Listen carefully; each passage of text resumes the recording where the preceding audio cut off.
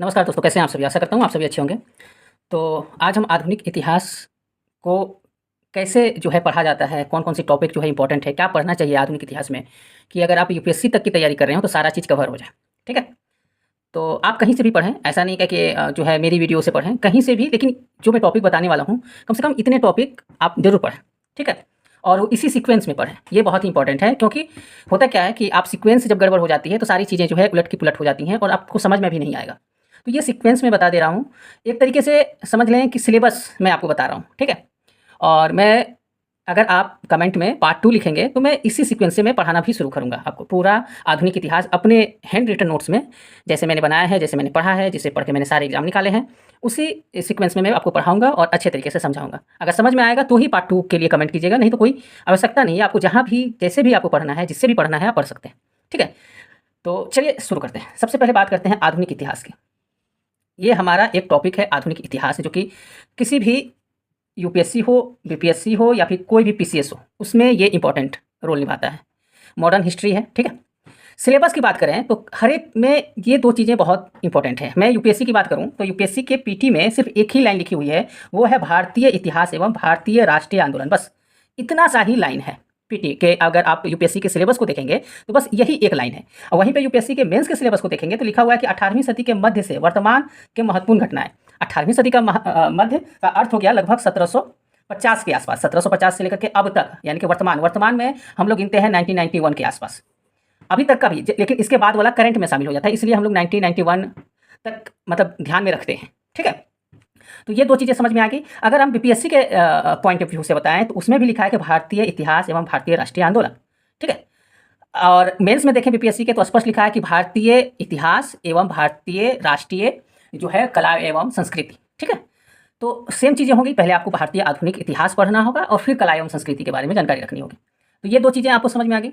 अब आते हैं इसे पढ़ना कैसे है, सीक्वेंस क्या होगा। देखिए, सबसे पहले जो है हम इसे 3 भागों में बाँटेंगे। एक भाग होगा जो 1750 से लेकर 1857 तक का होगा, ठीक है? दूसरा भाग होगा 1857 से 1947। तीसरा भाग होगा 1947 से 1951। 3 भाग में बाँटे। क्यों? क्योंकि यहाँ पे लिखा हुआ है 18वीं सदी का मध्य, मध्य का अर्थ होता है 1750, ठीक है? अब आते हैं कि इसमें क्या-क्या चीज़ें पढ़नी पड़ेगी। देखिए, 1850 वाले में क्या पढ़ना है कि यूरोपीय कंपनी कैसे आई, ब्रीफ देंगे लास्ट वाला, कि मतलब किसके किसके साथ युद्ध हुआ।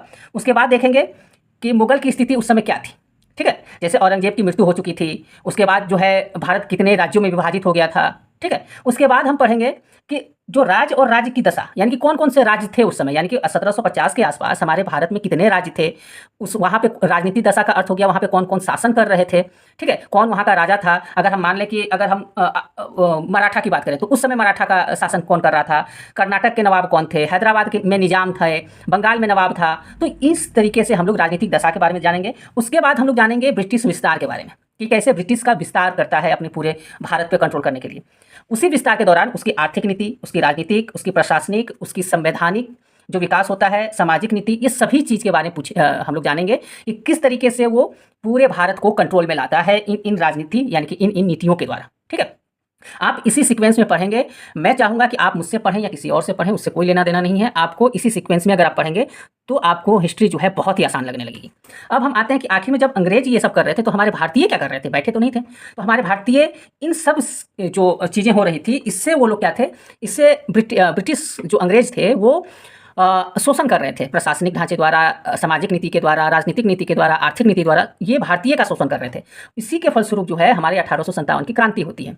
इस क्रांति के बाद जो है हमारा नागरिक विद्रोह शुरू हो जाता है हर एक जगह पे। उसके बाद देखेंगे कि सामाजिक धार्मिक सुधार आंदोलन होते हैं। उसके बाद जो है संस्थानों की स्थापना होती है, कौन-कौन से संस्थान आगे आते हैं। उसके बाद भारतीय राष्ट्रीय कांग्रेस की स्थापना होती है, इसमें क्या-क्या होता है। और ये जो कांग्रेस है वो 2 भागों में बढ़ जाता है, नरम दल और गरम दल, उसकी क्या कहानी है। उसके बाद गांधी युग प्रारंभ होता है तो उसकी क्या कहानी है, ये सभी चीज़ों के बारे में हम लोग देखेंगे। और उसके बाद जो आता है हमारा 1947 की आज़ादी के समय क्या-क्या हुआ, कैसे संविधान की रचना होती है, कौन-कौन से जो है हमारे से, जैसे पाकिस्तान, बांग्लादेश अलग होता है। उसके बाद क्या-क्या चीज़ें जो है वो सामने आती हैं, कैसे हमारी राजनीतिक दशा जो है वो अंग्रेज छोड़ के क्या-क्या गए थे, ठीक है?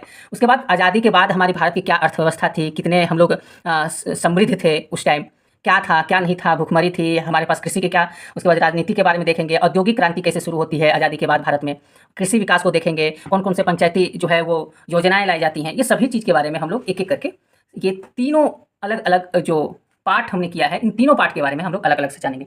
जैसे मान लेते हैं कि अगर आप यूरोपीय कंपनी की बात कर रहे हैं, ठीक है, जैसे मैंने यहाँ पे यूरोपीय कंपनी लिखा है, तो अगर हम यूरोपीय कंपनी की बात करें तो इसमें कौन कौन सी कंपनियां आती हैं। जैसे मान लेते हैं कि सबसे पहले पुर्तगाल आता है, ठीक है, पुर्तगाली आते हैं 1498 में। फिर आते हैं आपके डच, 1602 कंपनी स्थापित करते हैं। फिर अंग्रेज आते हैं, ठीक है, 1608 में वो स्थापित करते हैं। फिर फ्रेंच आते हैं 1664, ठीक है। तो ये आते जाते हैं, ठीक है। उसके बाद जो है, जैसे कि मैंने बताया कि मुगल का पतन के बारे में, तो मुगल के पतन के बारे में कौन कौन से राज्य हो गए। जैसे बंगाल अलग हो गया था मुगल से औरंगजेब की मृत्यु के पश्चात। फिर वहाँ पे अवध अलग हो गया था, अवध वाले बोलने लगे थे कि नहीं, मैं जो है मैं अपना अलग राज्य स्थापित करूँगा। फिर हैदराबाद अलग हो गया था। फिर जो है कर्नाटक अलग हो गया था, ठीक है। फिर ब्रिटिश विस्तार कैसे किए, ब्रिटिश का विस्तार कैसे हुआ, तो अंग्रेजी विस्तार जो है उसके बारे में देखेंगे कि अंग्रेजों ने विस्तार कैसे किया। जैसे मान लेते हैं कि अंग्रेज जो है वो सबसे पहले कर्नाटक को जीतते हैं 3 युद्ध के द्वारा, यानी कि 1744 से 63, ठीक है। उसके बाद वो बंगाल पे राज करते हैं, बंगाल को जीतते हैं, बंगाल को 2 युद्ध के द्वारा जीतते हैं, एक पलासी जो कि 1757 में, और एक जो है बक्सर, ठीक है, ये 1764। ये 2 जीतने के बाद फिर मैसूर को वो जीतते हैं, ठीक है। उसके बाद वो जीतते हैं मैसूर को 1799 में, वो शायद जीत जाते हैं। उसके बाद मराठा को हराते हैं, ठीक है, लगभग वही 1817 से लेकर 1818 के आसपास। फिर पंजाब को वो लोग जीतते हैं, ठीक, पंजाब को जीतते हैं 1849 में, ठीक। उसके बाद जो है कैसे अंग्रेजी शासन जो है सामाजिक आर्थिक नीति के द्वारा शोषण करते हैं और 1857 की क्रांति शुरू हो जाती है हमारे, ठीक है। ये सभी चीज़ों के बारे में हम लोग देखेंगे। 1857 की क्रांति शुरू होती है, कैसे जो है राष्ट्रवादी जो जागरण होता है, उसके बाद राष्ट्रवादी जागरण होता है, ठीक है। इसमें सामाजिक एवं धार्मिक जो है वो सुधार आंदोलन होते हैं, ठीक है, सुधार आंदोलन होता है, ठीक। उसके बाद देखेंगे कि संस्थाएं कैसे बनती है, भारतीय राष्ट्र कांग्रेस की स्थापना कैसे होती है ना। तो ये सभी चीज़ें मैंने एक ब्रीफ दे दिया कि आप कहीं से भी पढ़ें, लेकिन इसी सीक्वेंस में पढ़ें तो आपके लिए ज़्यादा आसान होगा, ठीक है। इसकी PDF जो है मैं दे दूँगा अभी, मैं नीचे लिंक दे देता हूँ, नहीं तो यहाँ भी कैप्टन ऑफ यूपीएससी जैसे आप टेलीग्राम पे सर्च करेंगे तो आपको मिल जाएगा, ठीक है। तो इस तरीके से अगर आप पढ़ते हैं, इस सीक्वेंस से पढ़ते हैं, चाहे जहाँ से पढ़ें, अगर बुक से ही पढ़ रहे हैं तो इसी सीक्वेंस में पढ़ें, ठीक है। तो वो ज़्यादा फायदाकारी होगा आपके लिए, ज़्यादा आसान होगा, ज़्यादा सहूलियत होगी। सब चीज़ों के बारे में अच्छी तरीके से आप जानेंगे कि हाँ कैसे मुगल खत्म होते हैं, उसके बाद कैसे छोटे छोटे राज्यों में विभाजित हो जाता है पूरा भारत, और इसी का फ़ायदा जो है वो अंग्रेज उठाते हैं, ठीक है। जबकि आप देखेंगे कि यूरोपीय कंपनियां जो है वो पूरे विश्व पे 18वीं सदी की स्टार्टिंग में ही राज उन्होंने शुरू कर दिया था, लेकिन यहाँ पे मुगल की वजह से जो है काफ़ी लेट से भारत पे उन्होंने कब्जा किया। तो वो देखेंगे कि मुगल कितने मजबूत थे, जिसके कारण जो है अंग्रेजों को इतना टाइम लग गया, यूरोपीय कंपनियों को इतना समय लग गया भारत पे जो है राज करने में, ठीक है।